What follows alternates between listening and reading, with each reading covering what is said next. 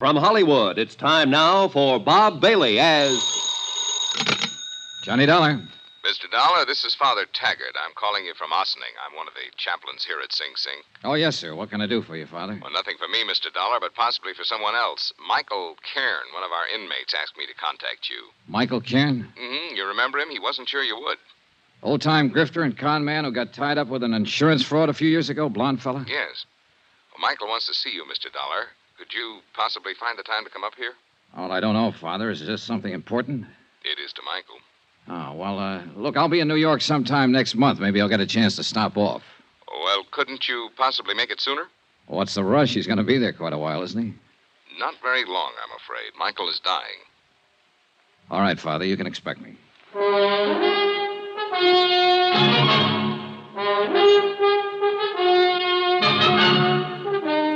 Welcome to Johnny Dollar. Beginning tonight and every weekday night, Bob Bailey in the transcribed adventures of the man with the action-packed expense account. America's fabulous freelance insurance investigator. Yours truly, Johnny Dollar.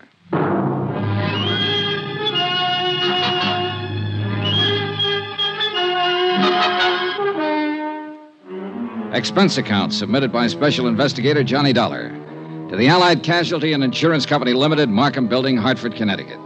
Attention, Ed Barth, Controller's Office. This is an accounting of expenditures during my investigation of the McCormack Matter. Though you didn't authorize the investigation, Ed, I'm sure that once the facts are out, you will honor the following. Expense account, item 1, $7.95. Train fare and incidentals, Hartford to Ossining, New York. I was admitted inside the prison and greeted by Father Taggart. He's a tall, mild-looking man, a Jesuit, I believe. He had a pass all ready for me, and he led me straight to the prison infirmary. Just in here. Michael will certainly appreciate your coming, Mr. Dollar. I hope it satisfies whatever's on his mind. I can't imagine what it would be. You know it was my investigation and testimony that put him in here, Father. He told me all about that, and I'm sure it has nothing to do with why he wants to see you. See, his lungs started to go about 2 years ago, and there's just been no way to arrest the condition. Does he know how close he is? Oh, he is. And he's not afraid to die. Here we are, Mr. Dollar. Oh. What? Hardly the same man I remember, Father. He's had it bad lately. Lost a great deal of weight. Yeah. Asleep? Yes. Michael. Michael. Oh. Hi, Father.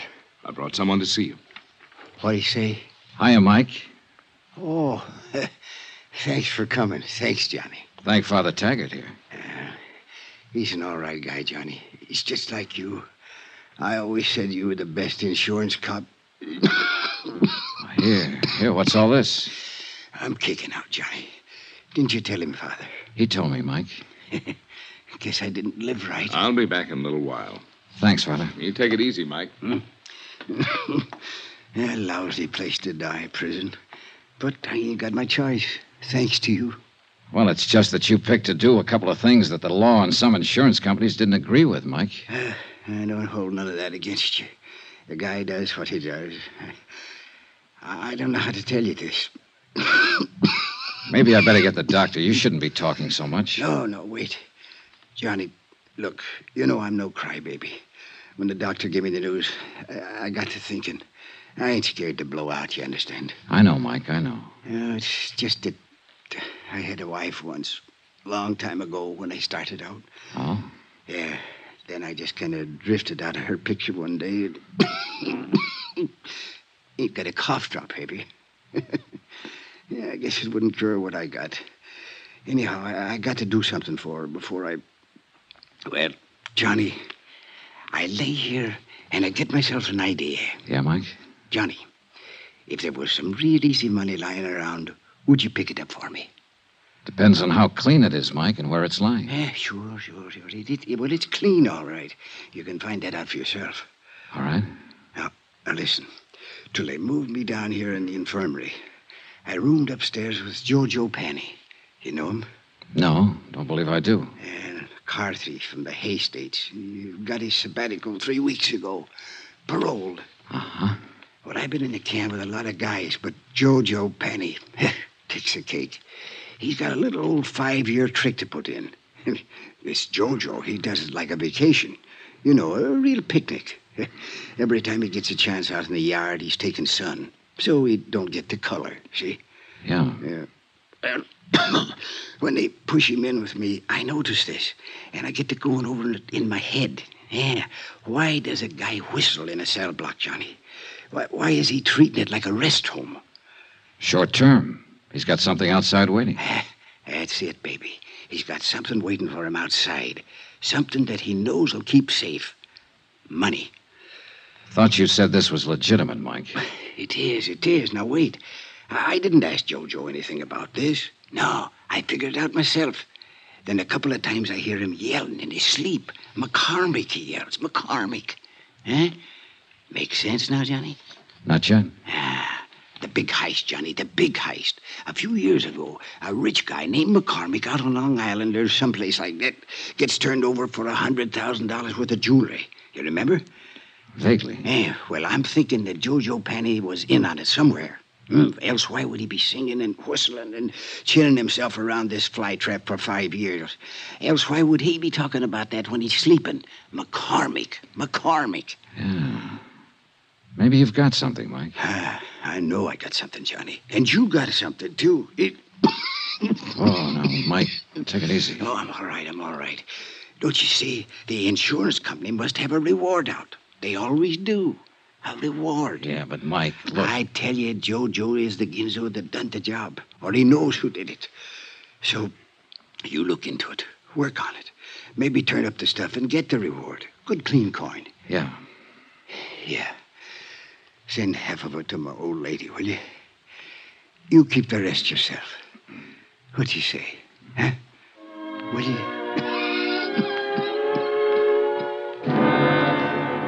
Ego facultati mihi ad apostolia, sedi tributa indulgentiam plenariam. Mike Kern died 3 hours later. Et Filii, The last living thing he did was wink at me. Amen.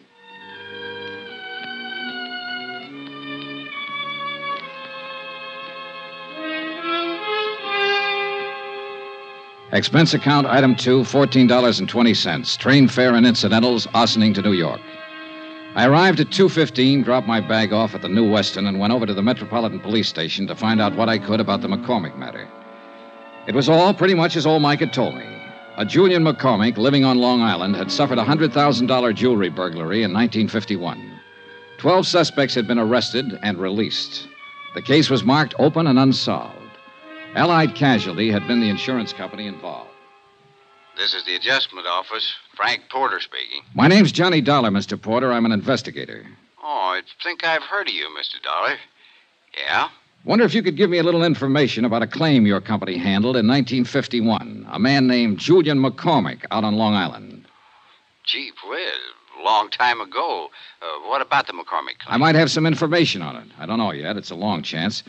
I'm at police headquarters, and I notice you investigated for the insurance company. I'd like to talk to you. Yeah, sure, but it's kind of late today. Tomorrow, okay? Well, you can tell me this right now. Is there any reward being offered? Gee whiz, kind of folds my sails. How's that? Well, asking about a reward. You sound like you can make full recovery and want to make sure that you'll be paid for it. Well, I said it was just a long shot. How about the reward? Well, that's pretty standard with us on cases like this. Yeah, I think it's $7,500, something like that. I'm not sure. Where are you staying? New Weston. Well, I'll look it up, get the exact figure, and call you there. How'll that be? Fine, thanks. That'll be fine.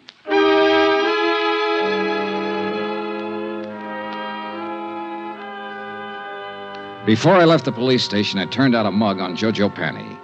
He was a big, broad-shouldered lad with plenty of beef, and a list of petty convictions, 4 of them in New York State. The last one was for carrying concealed weapons. His parole status was good, though, and the parole officer furnished me with his home address.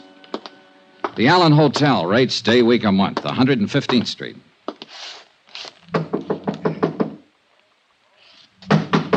It's open. Come on in. Hiya. Looking for Joe Penny.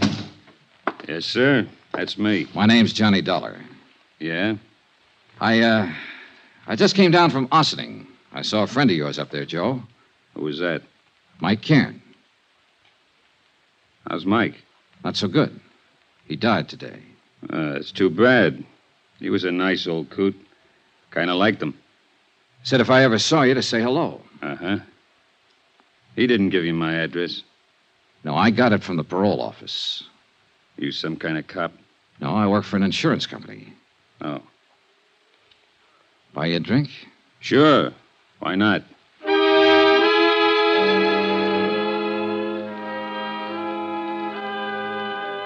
Expense account, item 3, $4 even for drinks. I wanted to look at Jojo Panny and talk to him and figure out how I was going to go about getting information from him. And the more I saw and the more he talked, the more I wondered if whatever he might have said about the McCormack case in his sleep happened to some other McCormack. After all, a man with a long list of petty thieveries is hardly ever involved in a slick, big-time safe-cracking job. That takes another kind of talent, and one I was sure that Jojo didn't have. So I just been taking it easy and looking around. I figure I can get a job pushing a truck or maybe a cab if I'm lucky. Got to get something to do. Parole officers kind of hard-nosed about things like that. Yeah. Drink up. Want one more? Oh, no thanks. 3's my limit. Like to keep in shape. Sure. Say, you got anything to do? Nothing special. Why?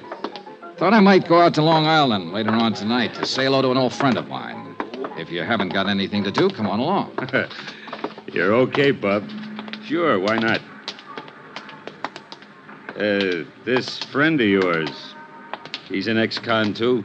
No, he never did any time. Just a friend. Want to say hello is all. Oh. Rich fella. His name's Julian McCormack. You're, very big with the hellos around here today, aren't you? Anything wrong, Joe? You probably are. Why do you say that? Nothing. Ever know anyone named McCormack? I knew a guy named Arnie McCormack once back in Salt Lake City. We were pals for a while. Oh. Yeah. Arnie was killed in the war. He'd got himself drafted in the infantry. Maybe he's related to my friend Julian McCormack out on Long Island. He wasn't related to anybody, not that bird. I'm leaving. I want to get up early tomorrow. Why not come with me? Thanks for the drinks. He drifted off down the street and left me standing there. And one thing I was sure of, he had the name McCormack on his mind. Whether it was the right McCormack or the right case, I didn't know. Anyhow, he was my one big lead. So I was back at his hotel early the next morning and talking to the desk clerk. Penny, did you say room 210? Yeah, that's right. Vamoose. What? He left bag and baggage last night. Well, where did he go? What's his forwarding address? He didn't say. Just left.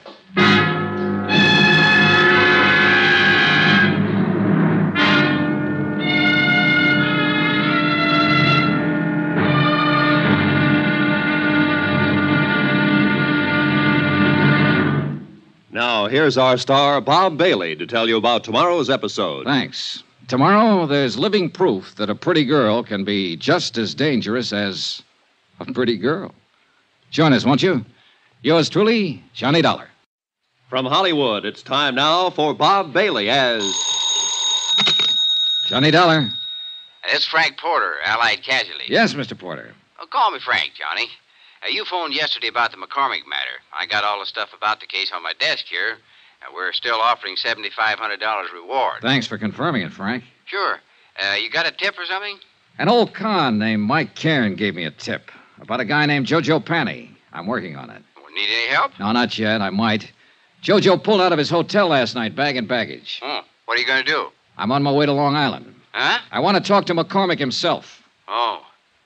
Johnny, Yeah? let me give you a tip for your own good. Don't bother Julian McCormack unless you've really got something. Could be dangerous. I think I've got something.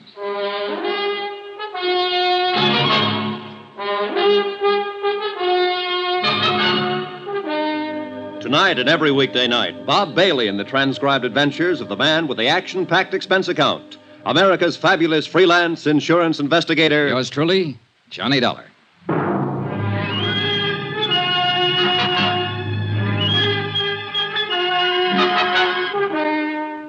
Expense account submitted by Special Investigator Johnny Dollar to the Allied Casualty and Insurance Company Limited, Markham Building, Hartford, Connecticut. The following is an accounting of expenditures during my investigation of the McCormack matter.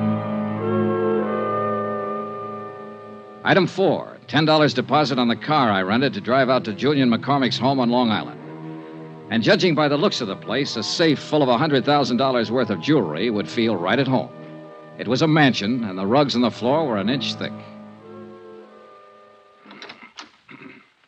I'm sorry I've kept you waiting. Mrs. McCormack and I were packing for a little trip to Europe. Sit down, please. Thanks.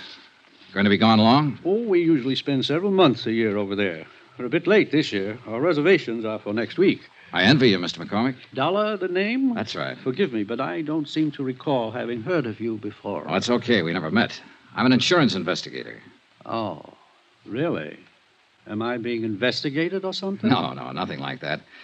It's just that I might have a lead on that jewelry that was taken from your home a few years ago. Well, that's wonderful. You must tell me about it. Can I make you a drink? No, thanks. You're from the insurance company.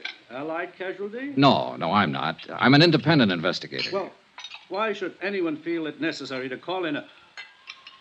Oh, I see. There's a reward, of course. That's right. Yes, of course.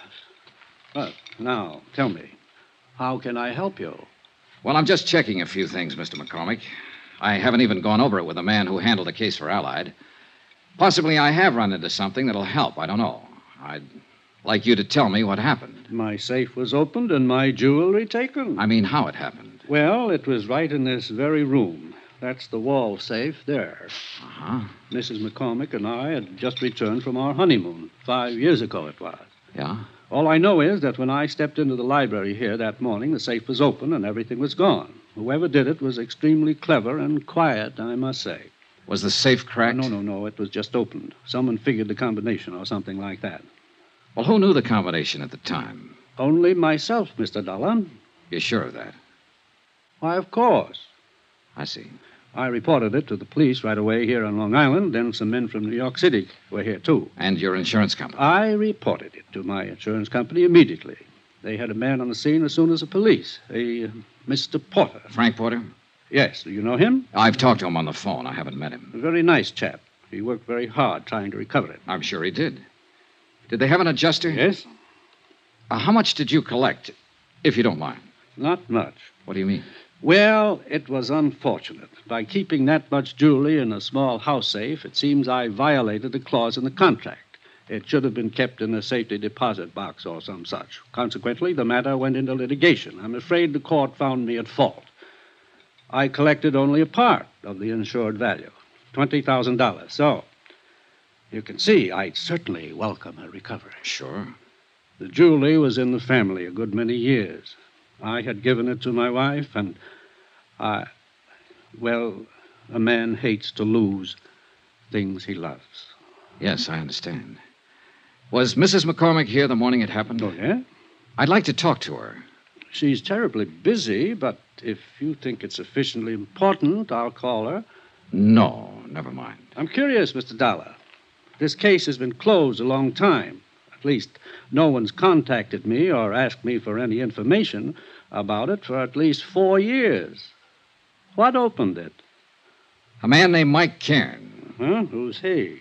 An old convict up at Ossining who shared a cell for a while with a man named Joe Panny. Uh-huh. Cairn died yesterday, but before he died, he told me he thought Panny had something to do with it. He'd heard him mention your name. Well, it seems to me you should talk with this Joe Penny. I did, and I will some more, as soon as I locate him again. Right now, he's missing. Oh, I'm sorry. Well, thanks for the time, Mr. McCormack. You let me know if you learn anything? Sure. Do you honestly think you can recover that jewelry? With any luck at all. That would be wonderful, wonderful. You think so? Why, yes, of course. Mrs. McCormack might be glad to know about it, too. What? You said it was her jewelry. I don't know why I said that to him, just a sudden impulse. But he wasn't smiling when he walked me to the door, shook my hand, and patted me on the shoulder. I had a funny feeling that Mr. Julian McCormack was scared like a rabbit of me. I drove back to the city, had lunch at Walgreens, and dropped into Allied Casualty's New York office to pick up the folder on reward information. I met Frank Porter and liked him right away, a big, red-headed man in a tweed suit. Well, gee whiz, Johnny, it makes me feel older than ever doing this. How come? Well, I weighed 15 pounds less when this case started, June 1951. Here we are. These are pictures of the stuff. Uh-huh. Now, that one they call Tierra del Fuego. Huh, some necklace, I can see why. Yeah, and this one was called Imperial, in the royal family of Russia at one time. And this is the other one, Placid. Beautiful stuff. Oh, you can say that again. That all of it? Well, that's about the size of it, Johnny. $100,000 gone. Yeah. Help any? Sure. It's nice to know what I'm trying to find. Well, I hope you have better luck than I did. Yeah. Say, who was the police officer on the case? Martin. Dools Martin. Out of Central? Yeah. We ran down every lead we could find, big and small. The file said you made 12 arrests. Yeah, something like that, but not one of them panned out. Had to let them all go. Martin requested pickups on every big-time jewelry man in the country. Now, I don't think one of them was overlooked. Well... No, Johnny, somebody just simply walked in that house, opened the safe as neat as you please, and walked right out with all of this. Very slick job. Had to be an experienced man. Well, it might have been a first job for someone just starting in. He got lucky. Yeah, we thought of that, and we didn't think much of it after a while. Frank, Gee whiz, Johnny, nobody could be that lucky. Case the house, know exactly where the safe was, know what was in it, get in, open it up, and get out without anybody, servants, the McCormacks, or any of their friends even seeing it. Mm-hmm, yeah. Well, that wasn't even the hardest part, you see. Not one scrap of this stuff has ever turned up anywhere. Yeah, well... Anywhere. Now, what did whoever took it do with it? Did he break it down, sell it overseas? What? Not a trace of it. Imagine that. Imagine. You know what I think? I think the guy who swiped all this stuff still has it. I think he's sitting around waiting for it to cool off. Could be. But it's never going to cool off, Johnny. There isn't a city in this country or across the ocean that isn't on the lookout for these pieces. I suppose. Now, sooner or later, Hot Boy or Lucky Boy, well, whoever he is, will make a move. Meantime, we just wait. Unless, of course, you've got something for us to look into. Not yet, Frank. Yeah, well, when you have, we'll be right with you all the way. Good. How about a drink? Take a rain check. Okay. But remember, we got a whole floor full of lawyers upstairs. They can get up warrants, writs, seizure orders, anything you might want. Yeah. You just let me know when you get somewhere, and we'll go to work. I'll do that, Frank.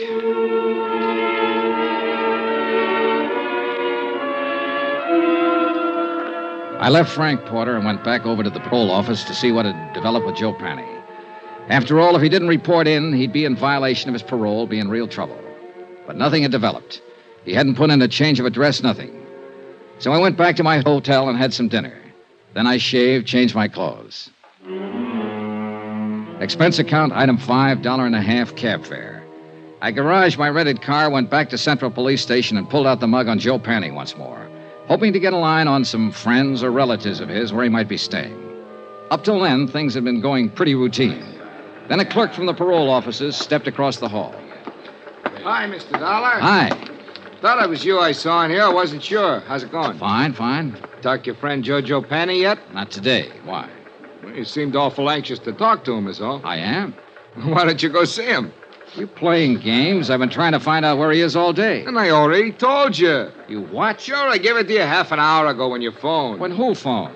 Sure, about half an hour ago. Look, Joe Panny called in and told me his address. Yeah? I no sooner set down a phone and you call in and said, "This is Johnny Dollar. Have you heard from Joe Panny?" What? I said, yeah, and I told you his address, that's all. What address did you say? The Allen Hotel on 115th Street, same place he was before. What's the matter, you forget? It took me 10 minutes to get from the police station over to the Allen Hotel. 10 minutes of wondering who'd put in that call and used my name. I went up the stairs, 2 at a time, up to the second floor. And right at the top of the landing, I bumped into a dark-haired woman wearing a silver fur hat. Oh, I'm sorry. I didn't see you. It's all right. You hurt? No, not at all. Please, let me go past. I'm in a hurry. Yeah, I'd be in a hurry, too. What do you mean? The gun. What? You should carry it on the inside of your purse. Oh, I didn't... Suppose I take it. No, let go of me. Fingernails, sir. Give it to me. All right, take it. She'd given it to me, all right on the side of the head. It didn't knock me out, but it did knock me off balance, so I tangled up with a hall table. And that gave her plenty of time to scurry down the stairs while I got out of the furniture and back on my feet. By the time I got down the stairs and out on the street, she was nowhere in sight. No one yelled, "I'm shot." No one did anything but what they were already doing.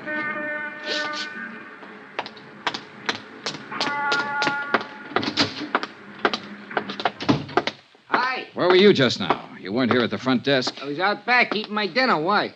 Oh, nothing. You happen to see that woman who just ran through here? No. Tall, dark-haired woman, about 30, wore a mixed stole? Me? Yeah. Oh, you're kidding in this joint. Oh, brother. You still looking for Joe Panny? He lives here again, doesn't he? Yeah. Have you seen him? Where is he? Out. I sat down with myself and waited. A half an hour later, when the clerk went back to finish his dinner, I stepped over to the desk and borrowed his passkey and went back up the stairs to room 210.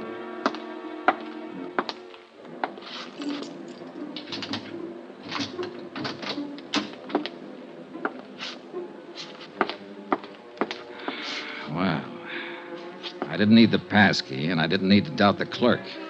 Joe Penny wasn't there. But all of his things were. The curtains were drawn and the windows closed. Every drawer had been pulled out of every dresser. The mattress on the bed was slit from top to bottom, and the rug had been ripped and turned over.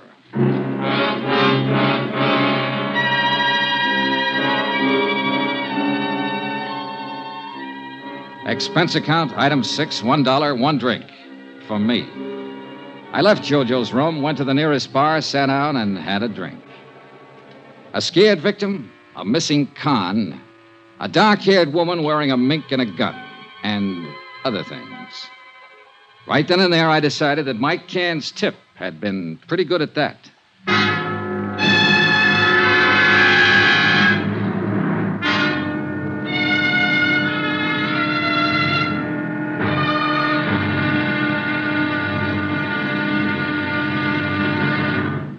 Now, here's our star, Bob Bailey, to tell you about tomorrow's episode. Thanks. Tomorrow, a slight case of mayhem.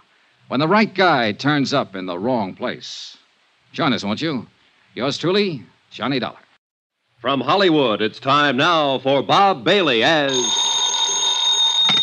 Johnny Dollar. This is Dulles Martin. Lieutenant Martin? Yeah, that's right. I got a message you called while I was out and left this number. Yeah. I want to talk to you about the McCormack case, Lieutenant. McCormack? $100,000 burglary out on Long Island back in 1951. I was the officer in charge. Who are you? Insurance investigator. I got a tip that an ex-convict named Joe Panny might have pulled it. I'm at Panny's hotel. Well, let me know how you make out. Say, listen, his room's been torn apart. Every inch of it's been searched.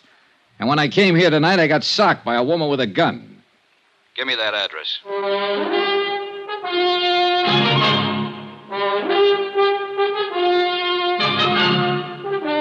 Tonight and every weekday night, Bob Bailey in the transcribed adventures of the man with the action-packed expense account. America's fabulous freelance insurance investigator. Yours truly, Johnny Dollar.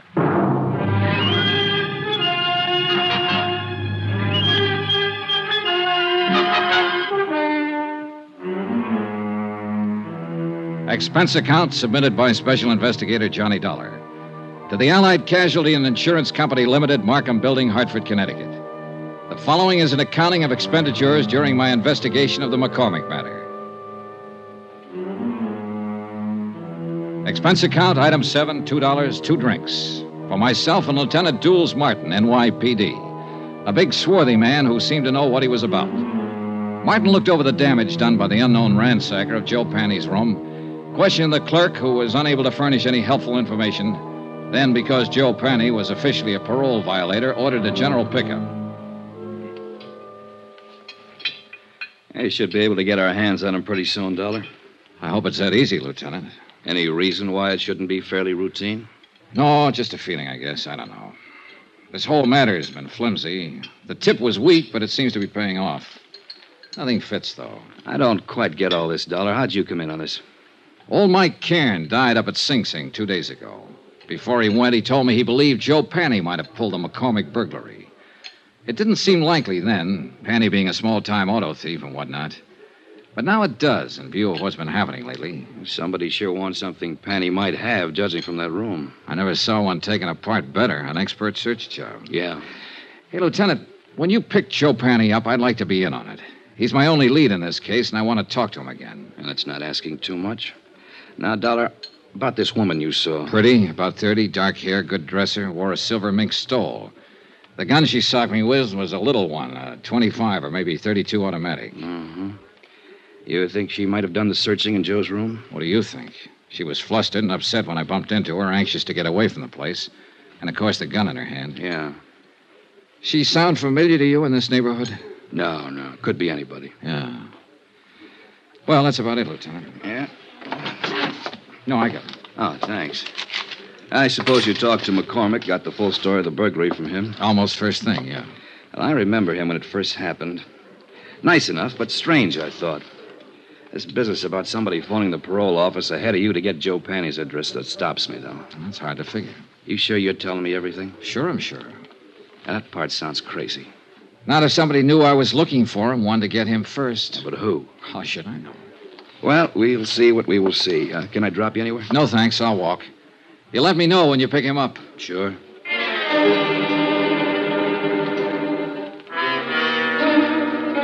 2 days passed, and I didn't hear from Lieutenant Martin. I finally phoned in, and a supplementary had turned up, no leads. Martin had men watching Joe's hotel. His former friends and acquaintances were being checked. Meanwhile, I decided to try and find out who the dark woman in the first stole had been. It seemed pretty obvious that she had just come from Joe's room, that she knew him or was connected with him in some way. So once more, I combed over Joe Panny's file at headquarters, this time looking for a woman's name. The only one mentioned was an ex-wife who had divorced him 6 years before. Her name was Iris Carter. At the Bureau of Vital Statistics, the marriage certificate and record of divorce proceedings gave me a composite picture of an unhappy and turbulent 3-year marriage. It also gave me a general description of Iris Carter that could very well fit the woman I'd seen briefly in the hallway outside Joe Panny's hotel room. There was a 6-year-old address to start on. Eunice? Is that you, Eunice? I said, is that you, Eunice? No, ma'am, I'm not Eunice. Oh, no, you sure ain't. You seen her? I don't know. I really don't know her. Oh. Well, what do you want? I'd like to talk to the manager. I want some information. What's your name? Johnny Dollar. What kind of information are you looking for? Are you the manager? Yes, sir, I am. Well, I'm trying to locate a woman named Iris Carter. She might have used the name Iris Panny. She was married once to a man named Joe Panny. Lived here about 6 years ago. Were you here then? I was. Did you know her? I did. Did you know him? Yeah. He went to jail. Does she live here now? She don't. Do you have any idea where I can find her? I don't. Well, do you happen to know if she ever Why worked do you want her? Just to talk to her. When did she move out? Oh, long time ago. 5 years, maybe. Uh-huh. What's your business? Insurance. Oh. Well, what's up? Oh, nobody around here buys insurance. Well, we don't have to go into that. If you can think of any place I might get a line on her, I'd appreciate it. It seems to me she worked at a bookstore down the street. Down what street? Out there. Block or two down that way. I think she worked there. I don't know. You can try. Thank you, I will. My, you polite. You tip your hat. Say, tell me, do you remember what she looked like? Sort of. Yeah. Well? Oh, about as tall as I am. Nice. Pretty girl. Blonde or brunette? Dark hair. Almost black. Know any of her friends when she lived here? No. No, I couldn't tell you that. Why? Oh, I might look up one of them and ask her about her, that's all. Yeah, you ask at that bookstore. I think she worked there.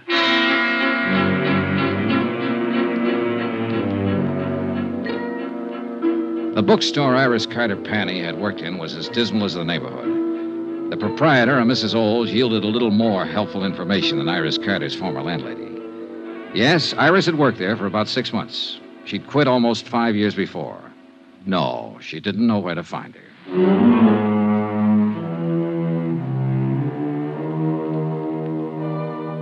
Expense account, item 8, $1.02 lunch. I had it in a neighborhood diner called the Showboat, a place where Mrs. Olds said Iris Carter had frequently eaten. The restaurant manager remembered Iris vaguely. She also remembered Iris's boyfriend. I asked for a description. She did better than that. She gave me his name, occupation, and address. An old rehearsal hall 2 blocks away.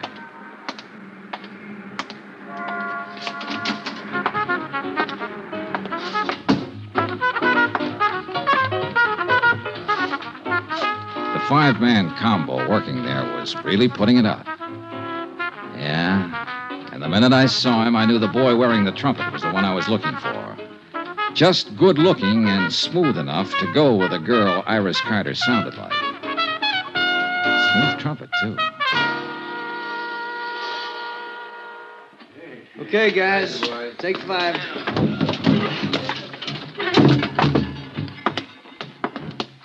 I'm looking for Jack Lang. You found him. I'm Johnny Dollar. Could we talk a minute? That's about all I got, Mr. Dollar. Want to smoke? No, thanks. Oh, man. Gets real tired out about this time of day. Yeah, imagine it does. The way you put it out. Well, everybody to his own racket. What's yours? Insurance investigator. Okay. Now what? Well, I've been asking around the neighborhood, and they tell me you once knew a girl named Iris Carter, or Iris Panny. Iris Carter. Go on. I'd like to find her and talk to her, and I thought you might be able to help me. Go on. I want to talk to her ex-husband most of all. I thought somehow she might know where to find him these days. He's in the can. He was released 3 weeks ago. No? Any ideas? No. I thought finding her might be a shortcut to him. I wouldn't think so. They were all washed up when I knew her. When was that? 5 years ago. She hadn't seen him for over a year then. Uh-huh. She didn't have much use for him. I don't blame her. How long did you know her? No, we went together for a while she worked at some crummy bookstore. Then she moved away, and I didn't see her after that. I think she said something about going back to Ohio. You think? I don't remember offhand. Well, let me put it this way. As far as I know, she's in no trouble. The one we want is her ex-husband. You'd be helping a lot if you could tell me where to find her. I don't know. I honestly don't know, and I sure wish I did. I'd like to find her myself. Why? Well, when she went with me, wasn't any good. I think she just walked out because she was tired of losers. Sick up to here, you know what I mean? Can't blame her. He gave her a pretty bad time. I didn't do much better. But now I got something. It's this little 5-piece outfit. Not much, but something. I'd like to show it to her and say, Iris, this is mine. You kind of had it bad, huh? Bad as a guy like me can get it. I know I'll probably never see her again as long as I live, but... boy, if another one like her ever shows up, I'm gonna be ready, Dad. Ever see her?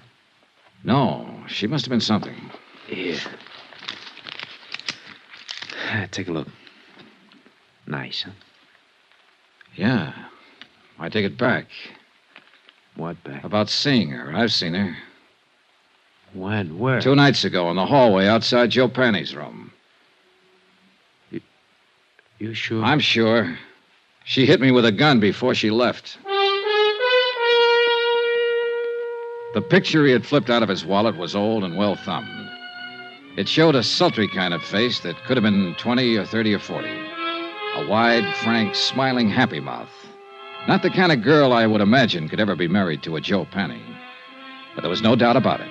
She had been married to him, and I had seen her. On my way back to the hotel, I dropped in to check with Lieutenant Martin. Hi. Hi. Doing any good? Any lead on Joe Panny? Nothing so far. This may take longer than I thought at first. Well, I've been out looking for his ex-wife. I didn't find her, but I found a few people who knew her.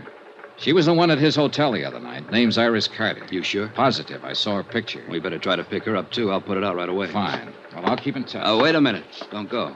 Huh? We had some action here today. Sit down. Thanks. Julian McCormack called up, reported you. He said you came out there bothering him a couple days ago. He said he doesn't want to be bothered. Well, I only talked to him to get his story on the burglary. And I told him as long as you didn't break the law, there was nothing we could do to stop you from investigating. But he didn't like it. He seemed perfectly willing to cooperate with me when I talked to him before. Yeah, well, sometime these rich... Excuse me. Martin here. That's right. Well, how long ago? Okay. Well, they found your boy, Joe Panny. What? Yeah. He's on his way to the morgue. Harbor Patrol picked up his body a couple of hours ago, loaded down with slugs. Some case. And that ain't all, Johnny. Huh? His feet were burnt.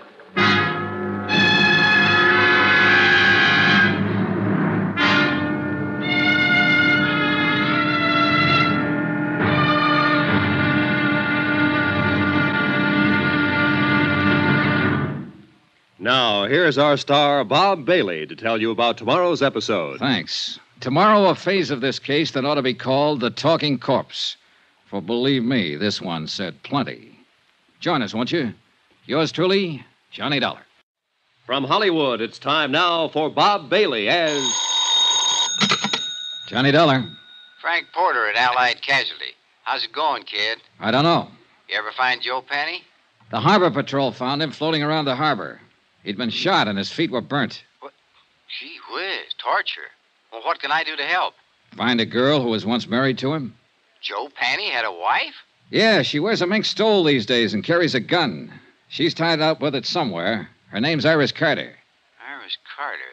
You've met her? Just long enough to get slugged with her gun. Well, wait a minute. I'd like to get it all straight. Can I come over? I'll be here.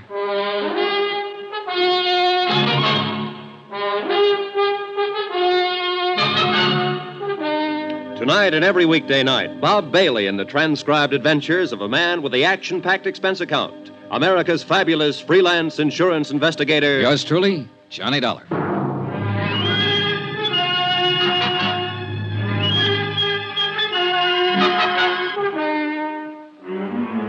Expense account submitted by Special Investigator Johnny Dollar to the Allied Casualty and Insurance Company Limited, Markham Building, Hartford, Connecticut. The following is an accounting of expenditures during my investigation of the McCormack matter. Expense account, item 9, $14 even, secretarial services. I dictated a detailed report of the $100,000 McCormack case. I did it for two reasons. One, to make certain that Allied and the New York police were thoroughly informed of my part of the matter. And two, to review the case for my own benefit. One of the key figures, Joe Penny, was a murder victim. Attached is a copy of that report. I tried to cover as closely as possible my conversation with Mike Cairn at Sing Sing when he tipped me off that Joe Penny had something to do with the McCormack burglary of 5 years ago. Also, one conversation with Joe Penny, his subsequent disappearance, and murder. I had a copy for Frank Porter when he showed up at my room. He read it from top to bottom. Gee whiz, Johnny, if this isn't something. You come here for Joe Penny. It looks like he did the McCormack job. Now he's dead. You're stopped. What can you do? Find his wife, maybe? You're doing this at your own expense, aren't you? Oh, I think your company will pay for it in time. You have to recover the stuff. I know. You think you will? I think so, yeah. Well, your key man's dead. You have to start all over again. Maybe not. I don't really know whether Joe Penny was my key man or not. I still can't see a small-time auto thief working a big, slick safe burglary. Every indication is that he was the one. I know. I'd like to find that girl, Iris Carter, and talk to her about it. She's connected with it. No, from what you say on the paper, yeah, very much. Oh, gee whiz, I feel like a fifth wheel. I'm not helping you a bit.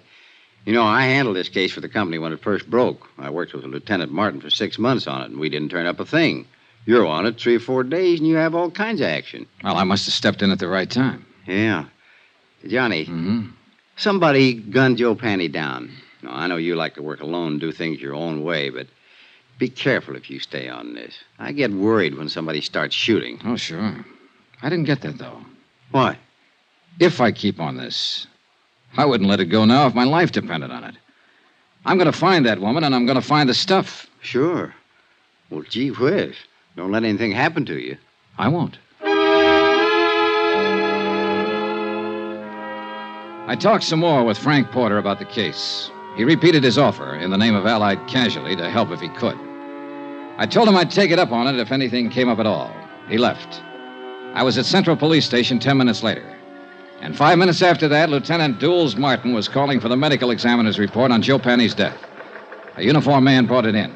Martin shoved it across the desk at me. The ME says Joe Penny's been dead about 48 hours or longer. 225 slugs right through the chest, penetrated both lungs, one through the neck. It's very neat shooting at that range. What range? Oh, at least 20 feet, maybe longer. Not many people shoot 25s that well. It's a little gun. A woman's gun. Yeah. Yeah, that's what I'm thinking. Now, let's talk about that woman you saw around there that night. Now, you say it was Penny's ex. Yeah. Iris Carter. I don't know whether her gun was a 25 or 32. Well, think about it. I have. Now, look, don't get sore with me. It's just that she looks like better than ever for opening this case up. I put her on all points. Sorry I got riled. That's all right. Now, the ME thinks that Penny was killed before he was dumped in the water, possibly ambushed by someone he didn't know or didn't trust. If he's right about the range, that'd fit in. Someone who knew him would do it close up. Yeah. Hey, wait. You said his feet were burnt. Yeah, I got the pictures here to prove it. Yeah, take a look. These are the glossies. Uh-huh. Now, these are the burns here, Dollar. Right here. Here and here. Yeah.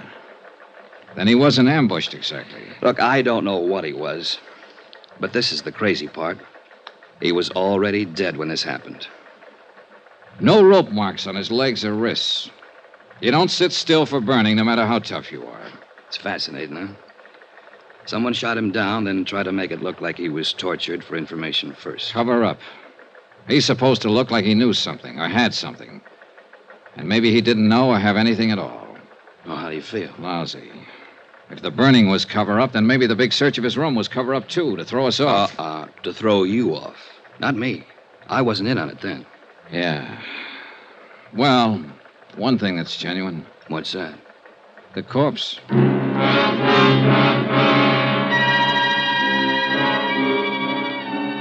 An hour and a half later, a witness was delivered to the office of Lieutenant Martin. His name was Edmund Thompson. He sold papers in the dock area.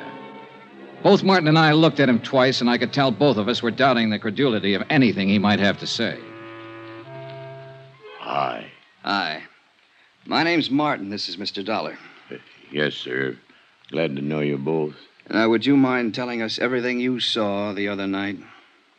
Tuesday night.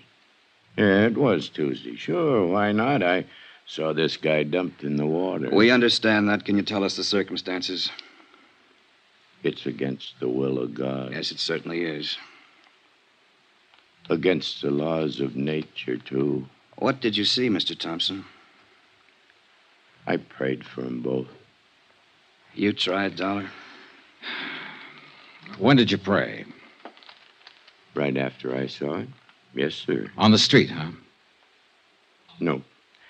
I was on the vacant lot. I was cutting across towards the dock. Oh. Then I see this car pull up. Long black car. A lot of chrome on it. This fella jumps out and goes around at the back. He opens the trunk, and he pulls this other fella out. Hoists him up, and he carries him over the dock. Then he just lets him go. Then you prayed. Then I prayed. I was a little too scared to do anything else. This car the man had. Long black one. A lot of chrome. Sedan or coupe? What's the difference? 2 seats or 1 seat?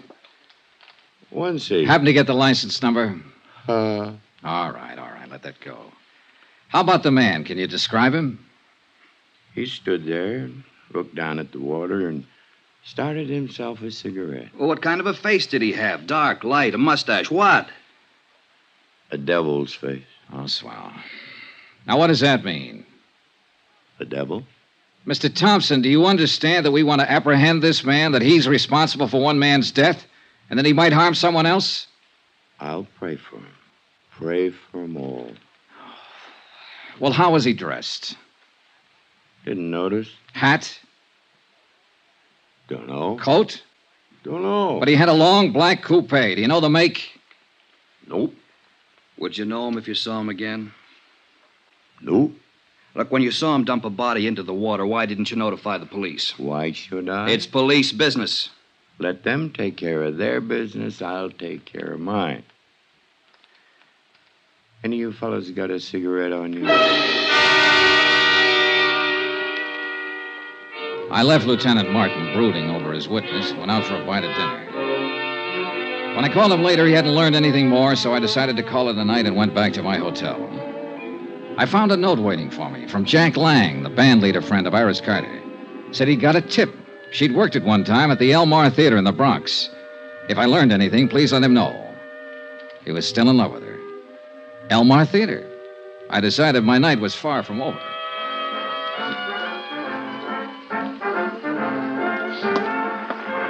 Hey, you. Buy a ticket out front if you want to look at the girl. I only want to see one. Her name's Iris Carter. Does she work here? I just told you, go buy a ticket out front. Just tell me this. Does Iris Carter work here? Is the name familiar to you? Have you ever seen her or heard of her? You give me any more trouble, I'll clutch. I told you go out front. Can't you answer a simple question? I'm looking for Iris Carter. Iris Carter. You don't have to yell at Mister. He never heard of it. What? Call me a cop, Gloria. This Never mind, guy's Pop. giving me... Never mind. I'll take care of him. Come on, you.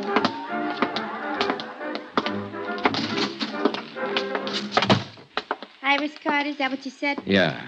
I gotta change. I gotta get back on in 5 minutes. Then I'll talk to you later. You haven't got much to say. Stick around. I'll change back at the screen. Okay. I'm Gloria Ward. Who are you? Johnny Dollar. What do you want with Iris Carter? I want to see her and tell her something. Tell me. Well, for one thing, her ex-husband's dead. What?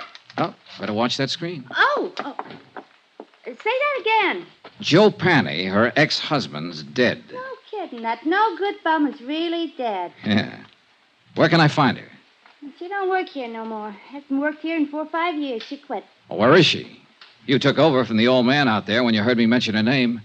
You've satisfied yourself that I'm really looking for her, so Don't suppose you flip with me, mister. I'm not satisfied about anything. Where is she? She got herself married to a nice guy. Good for her. Is she in town? You sure you just want to see her and tell her Joe's dead? That's about it. I thought maybe she might be able to help me and the police find out who killed him. He was killed? 2 days ago. They found his body today. How do you know about that? Are you a cop? I'm an insurance investigator. And you have to see her? You want it put in writing? Don't get in a huff. What I'm getting at is this. Quick change, huh? Now listen. Iris is good. You know what I mean? And she's married to a nice guy now. Will any of this make her trouble? Not if she hasn't done anything wrong. Well, I can tell you she hasn't. If it does make trouble, it'd be a shame. She's set up nice, and I like to see a girl set well, don't you? Certainly. Well, I haven't seen her almost since she left here, but... Well, you look like a right kind of guy. I believe you. Thanks, Gloria. She lives out in Long Island now. Her name's McCormack. Iris McCormack.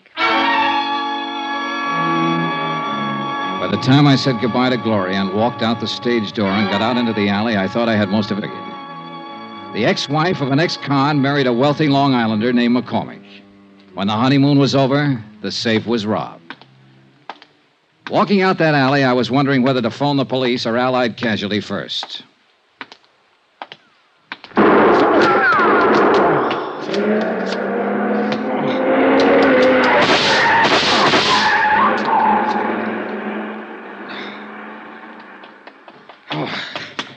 Shooting.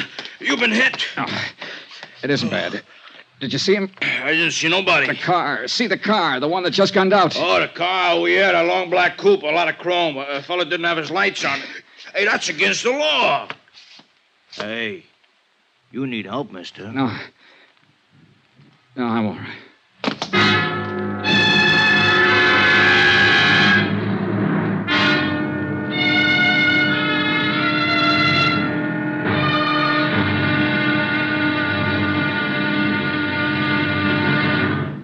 Now, here's our star, Bob Bailey, to tell you about tomorrow's episode. Thanks. Tomorrow, the end of the trail of a .38 caliber slug. Join us, won't you? Yours truly, Johnny Dollar. From Hollywood, it's time now for Bob Bailey as... Johnny Dollar. Ready with your party in Hartford, Connecticut, Mr. Dollar. Go ahead, please. Hello, Mr. Barth. Yes? This is Johnny Dollar. Johnny, what's up? Now, listen carefully, Ed. I've just been shot. What? Oh, it's nothing serious. I'm backstage at the Elmar Theater in the Bronx. Johnny... I'm all right. Now, listen to me. I got a tip from old Mike Cairn, a convict, that a man named Joe Panny might have had something to do with the McCormack case a few years ago. Yes, a jewelry case, $100,000. Well, Panny's been murdered. I didn't get a chance to learn anything from him, but I have learned that Panny's ex-wife is married to Julian McCormack. You've contacted our New York office? I've been trying to get your man Frank Porter at his home, but no one answers. It's going to be pretty nasty for Allied Casualty if she plotted with this Joe Panny to rob McCormack. Yeah. Do you want me to wait and let Frank Porter handle it? No. You go ahead. If somebody's throwing bullets around, they'd better be stopped before... Oh, well... By me rather than Frank Porter, huh? Okay.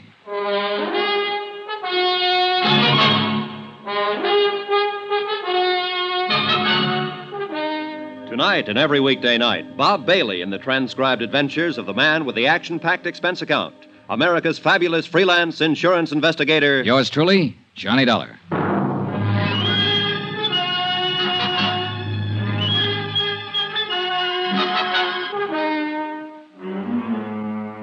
Expense account submitted by Special Investigator Johnny Dollar to the Allied Casualty and Insurance Company Limited, Markham Building, Hartford, Connecticut.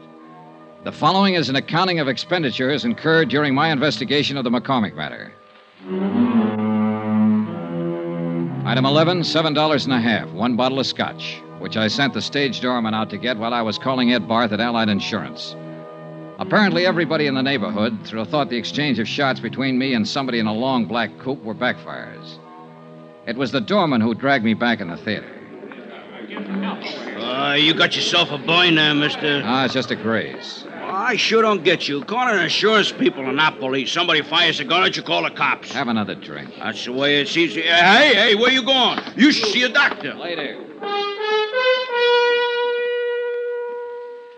I went back outside in the alley where the shooting had taken place.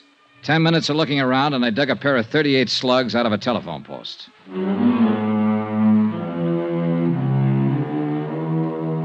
Expense account, item 12, $4.35, cab fare, Elmar Theater to Long Island. It was 12 o'clock straight up when I got to the McCormack home. There were no lights burning, and apparently everyone had retired for the night.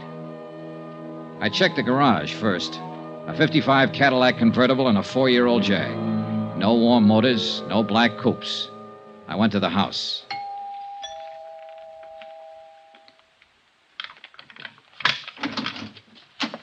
Oh, it's you. Hello, Mrs. McCormack. No, please. Please don't come in here. My husband. Oh, please. I don't know who you are, but I remember meeting you at the hotel the other day. I'm Johnny Dollar, an insurance investigator. Insurance? Oh. Well, there must be some way we can fix this up. Talk to me tomorrow. I'll meet you somewhere. How can you fix up murder? Murder? What are you talking about? Joe Panny's dead. Your ex-husband. He was shot with a .25. Just like the one you swung at me at the hotel. Oh, no. Oh. You want to tell me about that? All right, I'll tell you. Joe was your husband once. You helped him rob this house 5 years ago. He couldn't have done it alone. He wasn't that slick. He wasn't that good. He could steal a car, but a safe lock's different from ignition. Well? Yes. Yes, I helped him do it.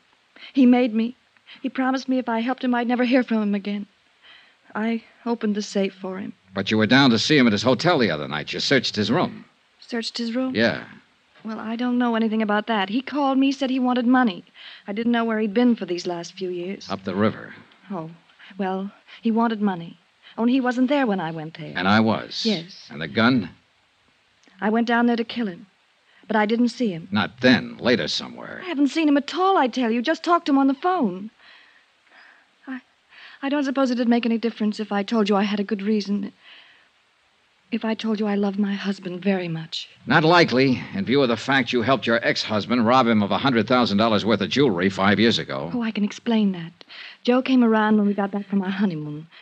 It's an old story. My past isn't all it... Well, anyhow, Joe threatened to tell my husband about it, unless I gave him money. I didn't have any, so I opened the safe for him that night. It was all I could think to do. Yeah. Then you split with him later on. I told you I haven't seen him. Why would I want to do that? I have everything I want in life right here. Mostly my husband. Well, it's still a police matter, Mrs. McCormack. I spent a long time looking for you. Maybe you better get your coat. Iris, Oh, you'll remain exactly where you are. Julian. And so will you, Mr. Dollar. Julian, you heard what I said. Don't worry about it, my dear. Mr. Dollar, I'm a gentleman, but this is a gun. I noticed. A .38. I got a couple of slugs in my pocket that came from it. Stand over there. Now, this is pretty silly. You can put that thing away and we can settle this the only way it can be My wife has settled. told you the absolute truth, Mr. Dollar. She's innocent of any wrongdoing so far as I'm concerned. Is that clear? It's pretty glib, McCormack. She's accessory to a $100,000 heist and she hasn't done anything wrong. If she wanted to give them away... To an ex-husband. To anybody. That was her affair. I would not press charges. Well, that takes care of you. How are you going to square it with Allied Casualty in the state of New York? And you also forget a little matter of a dead man. But I haven't forgotten you, Mr. Dollar. Julian, please don't. I've caused enough trouble, please. Calm yourself, my dear. This is the least I can do for you after what you've done for me. Just being my wife. Mr. Dollar, will you accept money? Not enough for murder. 50, 100,000. I'd hate to kill you, Mr. Dollar. You tried once tonight. You've referred to that before. But you weren't very good, and now you're even worse. You forgot to take the safety off that gun. Give me that. Oh, you've killed him. You've killed him. Ah, he's all right. Get out of the way and let me see that gun.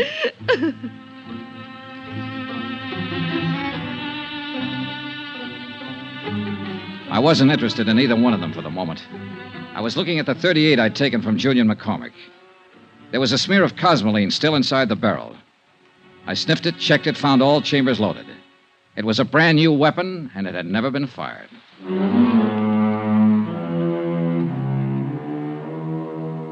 Expense account item 13, $5.50, cab fare again, this time from Long Island to an apartment in Queens. The man I wanted to see was Allied Casualties man Frank Porter. He lived in a very polite neighborhood. That's apartment 203, but Mr. Porter is not in, sir. I'll wait for him. Yes, sir. It's all right if I sit in your lobby, isn't it? Oh, yes, sir, but I'd prefer that you waited somewhere else. You would? Well, this is a rather exclusive apartment building, sir, and we don't like people loitering in the lobby. Well, I'm on a pretty exclusive mission. But you don't like the mud on my clothes and the tear on my coat, huh? Are you a friend of Mr. Porter's? Yeah. Good friend? He wouldn't mind if I waited in his apartment, if that's what you mean. No, sir. Impossible. But a couple of bucks can do wonders sometimes. It was quite a layout.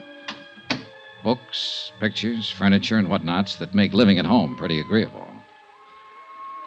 I propped myself up on a stool at Frank's little bar, poured myself a drink, and sat there waiting for him. I was like that a half an hour later when he showed up. He looked a little unsteady on his feet. Oh, gee whiz. Johnny Dollar. Hi. You're the last person in the world I expected to see. I'm glad to light and let you in. I didn't think you'd mind. No, not at all. I tried to phone you earlier tonight. You were out. I'm sorry. Chief Whiz, what's on your mind, Johnny? I wanted to tell you I was shot at tonight. Well, I wanted to tell you I found out who Mrs. McCormack is and was. Since you were on the case first for Allied, I thought I'd tell you first. Well, gee whiz. Say, this is a nice setup. Full of nice things.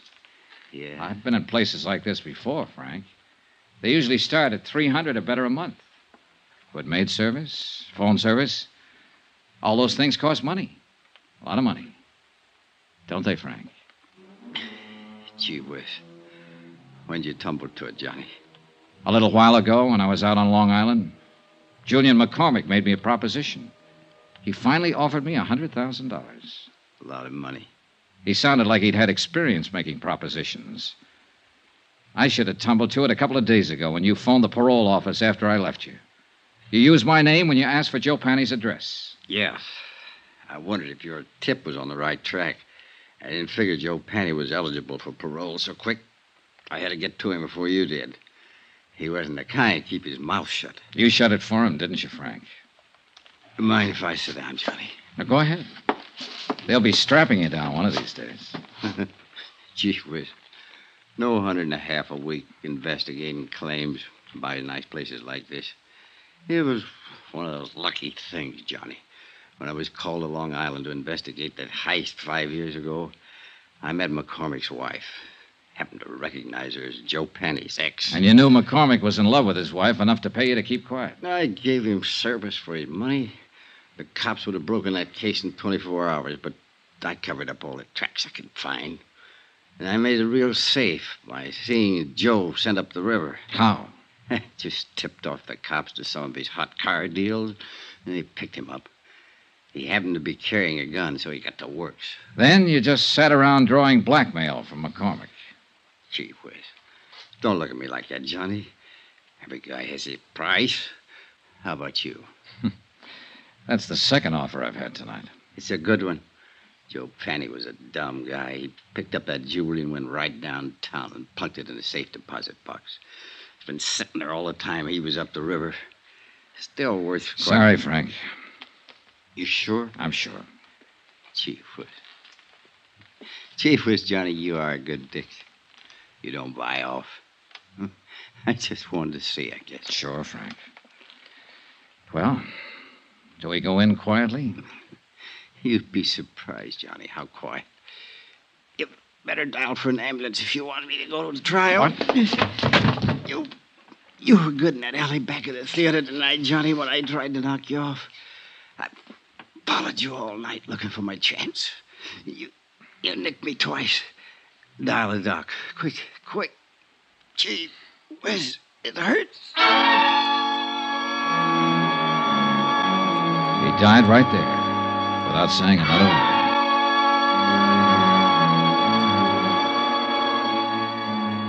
The disposition of the case and what to do about Frank Porter, an insurance adjuster who goes bad, is a matter I don't have to handle.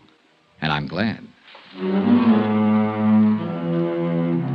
Expense account item 14, hotel and board in New York City, $79.30. Item 15, $84, legal fees and incidental expenses involved in locating the widow of Mike Cairns, who it seems is still alive somewhere in Iowa and will accept half the reward as promised. Item 16, $14 even, transportation back to Hartford. Expense account total, $265.91. Remarks? Gee whiz. Yours truly, Johnny Dollar.